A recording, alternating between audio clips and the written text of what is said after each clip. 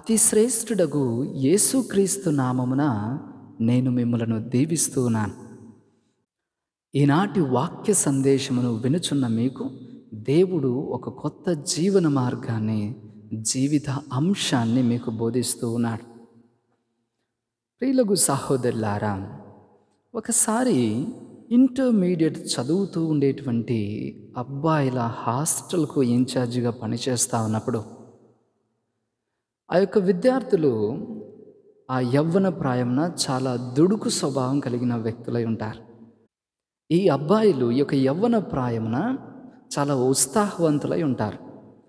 వారిలో ఒక అబ్బాయి మాత్రము మిగిలినటువంటి వారికంటే చాలా దుందుడుకు స్వభావం కలిగి అల్లరి చేస్తూ ఏది సమయానుకూలంగా తను చేయాల్సిన పనులు చేయకుండా, అదేవిధంగా తమ పెద్దవారికి కూడా అక్కడ కాలేజీలో ప్రొఫెసర్స్ అయితేనేమి, చూసుకునేటువంటి ఫాదర్స్కి అయితేనేమి సరైనటువంటి గౌరవం ఇవ్వకుండా మాట్లాడుతూ ఉండేటువంటి ఈ విద్యార్థిని కొన్ని రోజులుగా గమనిస్తూ ఉన్నాను. ఆ పిల్లవాడి ప్రవర్తన ఎలా ఉంటుంది, ఎలా ప్రవర్తిస్తున్నాడు అన్నీ గమనించినాక అతని చేష్టలు మితిమీరిపోతున్నాయి అనుకునేటువంటి సమయానికి ఒక కర్రను చేతపట్టుకొని ఆ పిల్లవాడిని శిక్షించాల్సి వచ్చింది. ఆ పిల్లవాడి మీద దెబ్బ పడుతున్న ప్రతిసారి అంతే అహంకారంతో, ఆవేశంతో తిరగబడ్డం మొదలుపెట్టాడు. అలా లేచిన ప్రతిసారి అంతకంటే బలంగా దెబ్బ పడేది.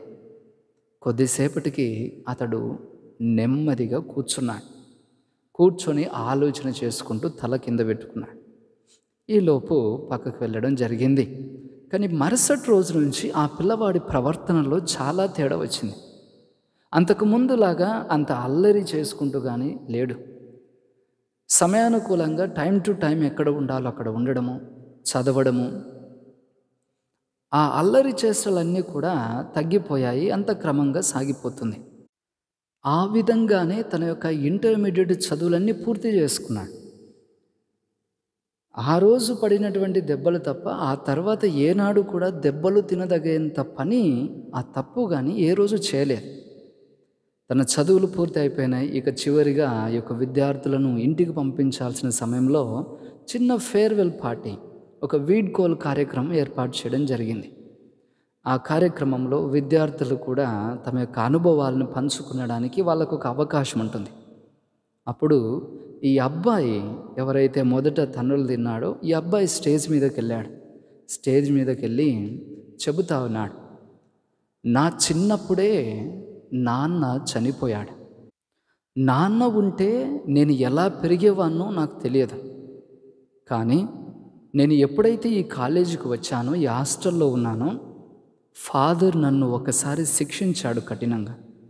ఆ తర్వాత నేను మారిపోయాను. ఇప్పుడు సంతోషకరంగా నా చదువులన్నీ కూడా పూర్తి చేసుకొని తృప్తిగా నేను వెనక్కి తిరిగిపోతున్నాను. నాకు అనిపిస్తూ ఉంటుంది, నాన్న ఉంటే నన్ను ఇలాగే దండించేవాడేమో.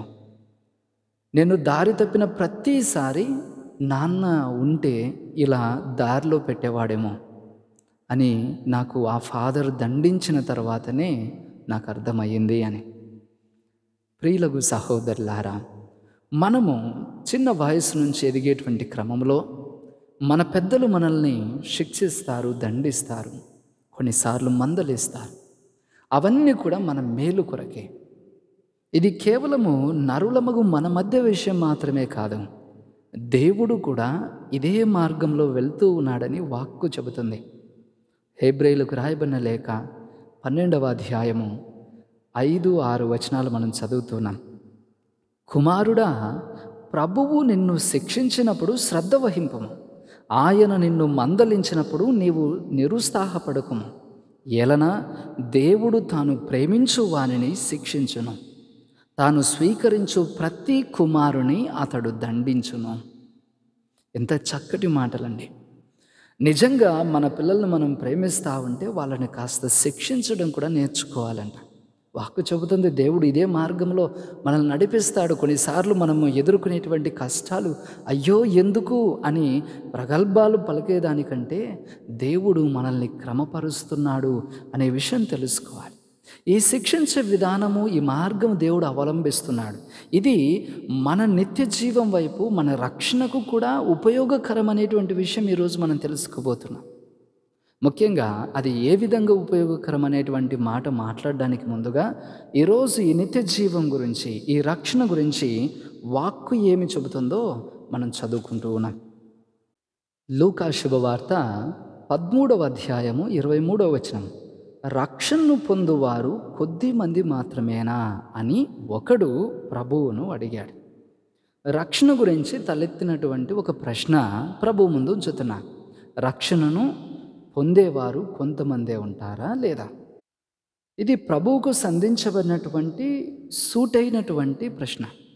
దీని సమాధానము ప్రభు ఏం చెప్పాలా? ఒకటి అవునని చెప్పాలా, లేదు కాదని చెప్పాలా, లేదా కొంతమందే పొందుతారని చెప్పాలా, లేకపోతే ఎక్కువ మంది పొందే అవకాశం ఉందని చెప్పాలి.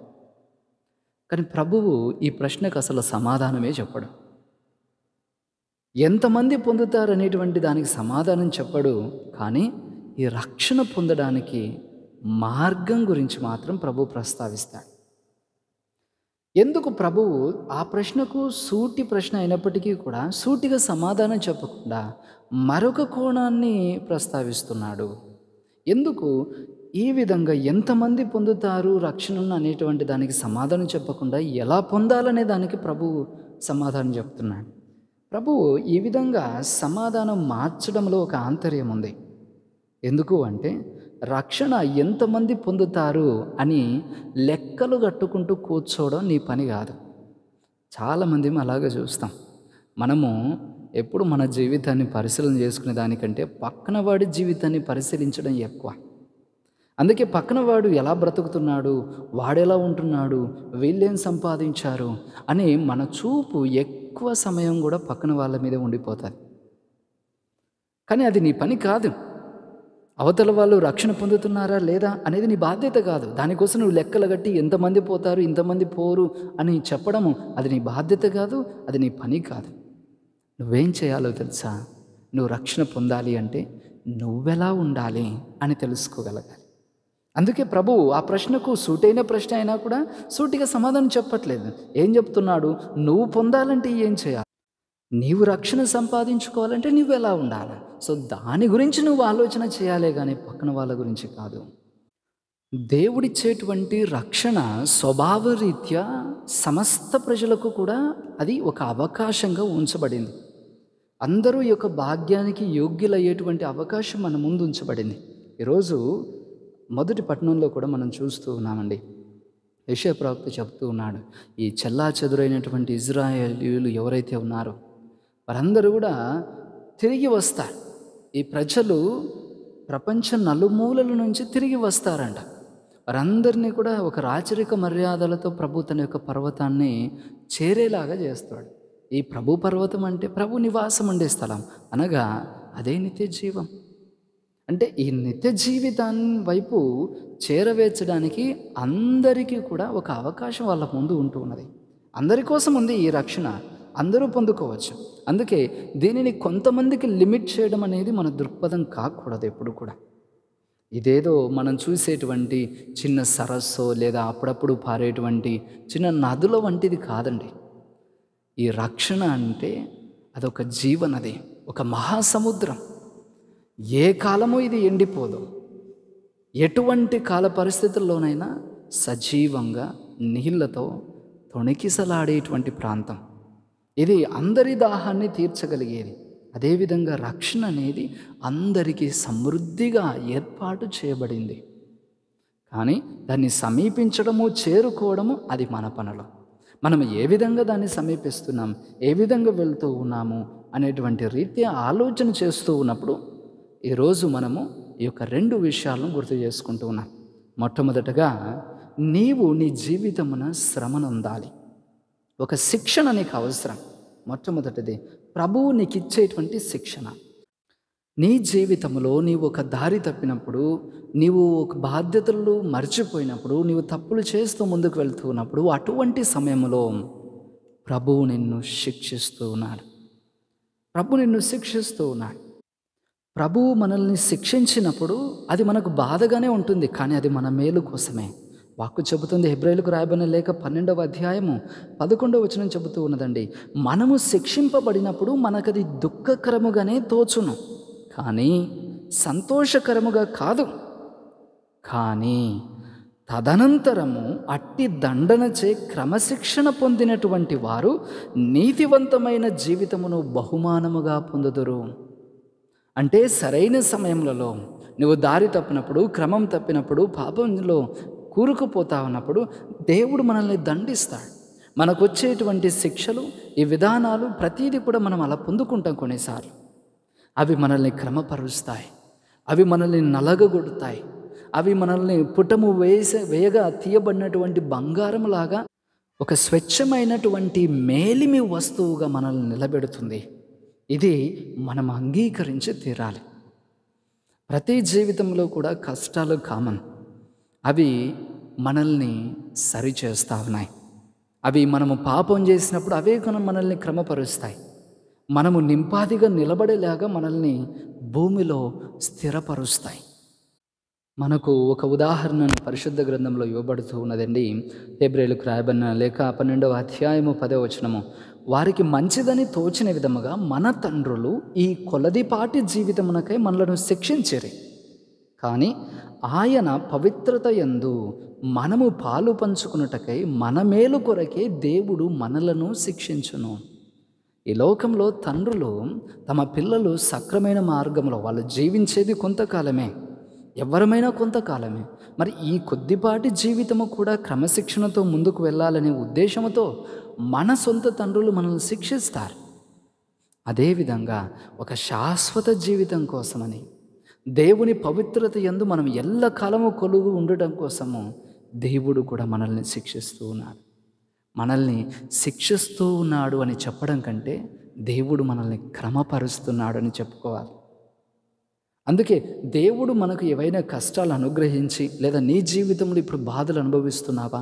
వాస్తవమే, కొన్ని అనాలోచితంగా నీవు బాధలు అనుభవిస్తున్నావు, కొన్ని నీ తప్పిదము లేకుండా నీవు బాధలు అనుభవిస్తూ ఉంటావు, కొన్నింటికి నీవు బాధ్యుడు కాదు, అయినప్పటికీ కూడా నువ్వు బాధలు అనుభవిస్తూ ఉన్నావు.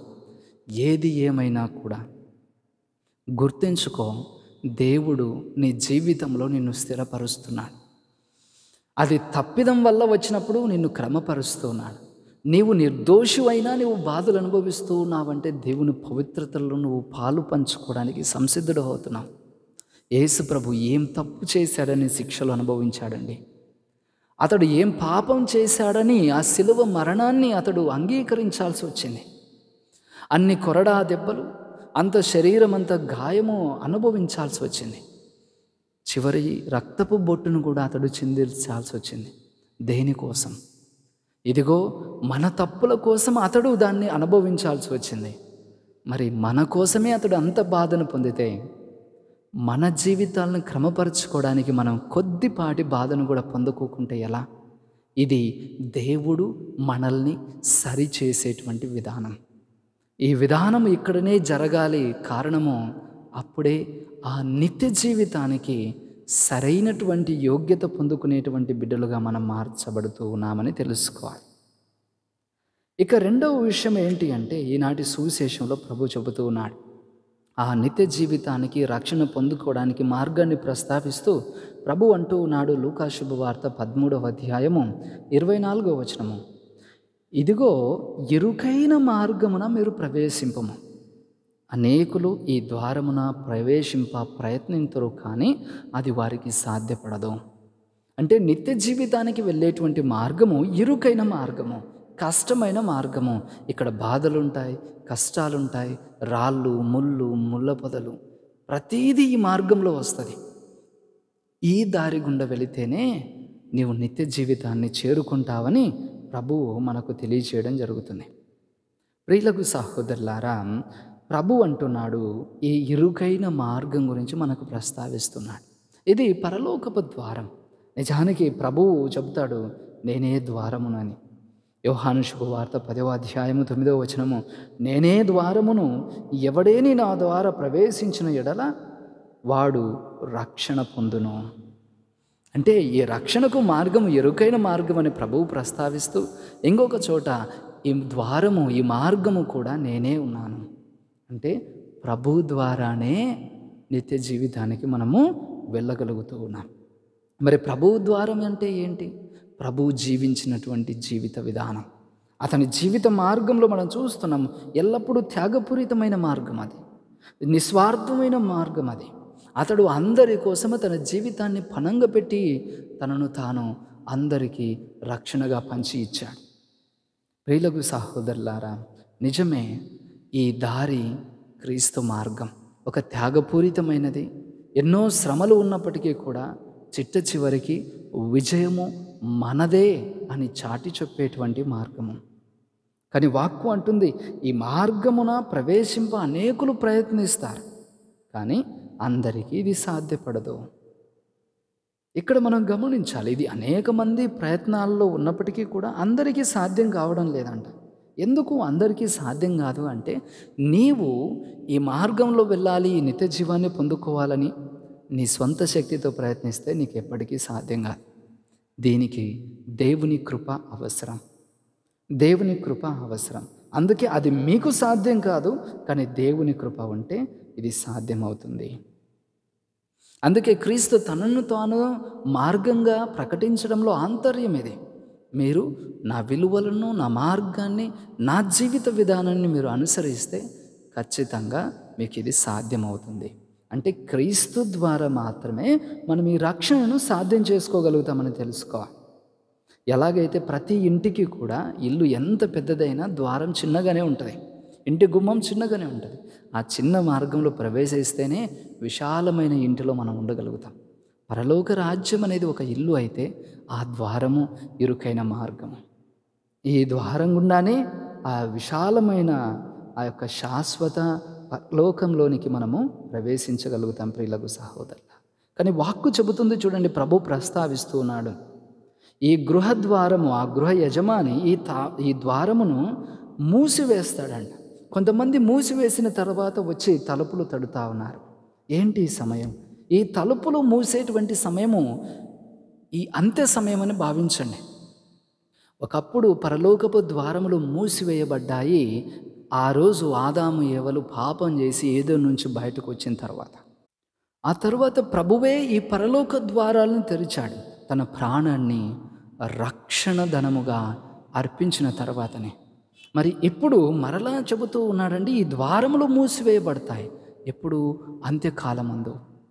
ఎప్పుడైతే తన వారను వారు ఆల్రెడీ ఆ రాజ్యంలో ప్రవేశిస్తారో ఈ ద్వారం అనేది మూసివేయబడుతుంది. ఆ తర్వాత కొంతమంది వచ్చి తలుపు తడుతూ ఉన్నారంట, ప్రభువా మా కోసము ద్వారము తెరవండి అని. ప్రభు అంటూ ఉన్నాడు, మీరెవరో మాకు తెలియదయ్యా అని. వారు గుర్తు చేస్తున్నారు, ప్రభువా మేము మీ విందులో పాల్గొన్నాం తండ్రి, మీరు సువార్త ప్రకటించినప్పుడు మా వీధుల్లోనికి వచ్చి మీరు బోధించారు. అయినా ప్రభు అంటున్నారు, మీరెవరో నాకు తెలియదు, ఇక్కడి నుంచి వెళ్ళిపోండి. ప్రభువు అంత కఠినంగా వ్యవహరిస్తున్నాడు. నిజమే, కొన్నిసార్లు మీరు అనుకుంటూ ఉండవచ్చు, ఇదిగో క్రీస్తు విందులో పాల్గొన్నామని, సువార్త మన యొక్క వీధుల్లో ప్రకటించబడింది కాబట్టి ఖచ్చితంగా నాకు రక్షణ వచ్చేస్తుంది అని అనుకుంటున్నారా? పొరపాటు పడకండి. రక్షణ సువార్త నీ వీధుల్లో ప్రకటించబడిందనో, లేకపోతే నీవు రక్షణ సువార్త మహాసభలో హాజరయ్యావనో, లేదా కూటాల్లోనూ వడకాల్లోనూ ప్రార్థించి వాటిలో పాల్గొన్నావనే ఆ ఉద్దేశాలతో రక్షణ భాగ్యం నీ దగ్గరికి రాదు. ఈ రక్షణ సువార్త నీ జీవితాల్లో ఎంతవరకు ఉన్నది అనేటువంటి దాన్ని బట్టే మనకు నిత్య జీవం వస్తుంది. ప్రభు బోధించినటువంటి ఈ రక్షణ సువార్త ఎంతవరకు నీవు కైవసం చేసుకున్నావు, ఎంతవరకు నీవు ఆచరించావు, ఎంతవరకు నీవు ఈ ఇరుకైన మార్గంలో ప్రవేశించావు, ఎంతవరకు నీవు క్రీస్తు చూపిన ఈ మార్గంలో నిలబడ్డావు. ఇదే మన రక్షణకు మనల్ని యోగ్యులను చేసి నిలబెడుతుందని మనం తెలుసుకోవాలి. ప్రియులకు సహోదరి సహోదరుల, ప్రభు అంటున్నాడు, ఇదిగో తూర్పు, పడమర, ఉత్తర, దక్షిణము అన్ని ప్రాంతముల నుంచి ప్రజలు ఈ యొక్క దైవరాజ్యంలో విందునకు వచ్చి కూర్చుంటారంట. అంటే ఈ దేవుని రాజ్యంలో ప్రవేశము, ఈ రక్షణ రాజ్యంలోనికి ప్రవేశము ఈ 4 దిక్కుల అన్ని చోట్ల అన్ని ప్రజలకు కూడా అందరికీ ప్రవేశించే హక్కు ఉంది, అవకాశం ఉంది. చేజిక్కించుకోవడము మన బాధ్యత. దాన్ని సంపాదించి అందుకు కావలసిన యోగ్యమైనటువంటి జీవితాన్ని జీవించడం మన బాధ్యత. ప్రభువే ఈనాటి సువిశేషంలో చెబుతూ ఉన్నాడండి. లూకా శుభవార్త 13వ అధ్యాయం 30వ వచనము. కడపటి వారు మొదటి వారగుదురు, మొదటి వారు కడపటి వారగుదురు. అంటే స్థానభ్రంశముకు ఎప్పుడూ కూడా అవకాశం ఉంటుంది. నువ్వు వెనకబడిన వాడివైనా నీకు ముందుకు వచ్చే అవకాశం ఉంది. ఇప్పుడు నువ్వు ముందున్నావని విర్రవీగొద్దు. నీ యొక్క విర్రవీగేతనంలోనూ అహంకారంలోనూ నువ్వు మళ్ళీ వెనక్కి వెళ్ళిపోతావేమో. జాగ్రత్త. అంటే నీవు ముందు వరుసలో ఉన్నప్పుడు జాగ్రత్తగా ఉండు. నీ స్థానం మారకుండా. నీవు దైవరాజ్యానికి ముందు వరుసలో ఉన్నావా? దేవునికి స్తోత్రం చెప్పు. ఆ భాగ్యంలో దేవుడు నిన్ను నిలబెట్టాడు. కానీ జాగ్రత్తగా ఉండు. మళ్ళీ నీ స్థానము నీ అహంకారం వల్ల, నీ స్వార్థ బుద్ధి వల్ల మళ్ళీ వెనక్కి వెళ్ళిపోతావేమో. ఒకవేళ నీవు కడపటి వాడిగా ఉన్నావా, ఇప్పుడు గుర్తించుకో, నీవు మొదటి వాడివయ్యే అవకాశం ఉంది.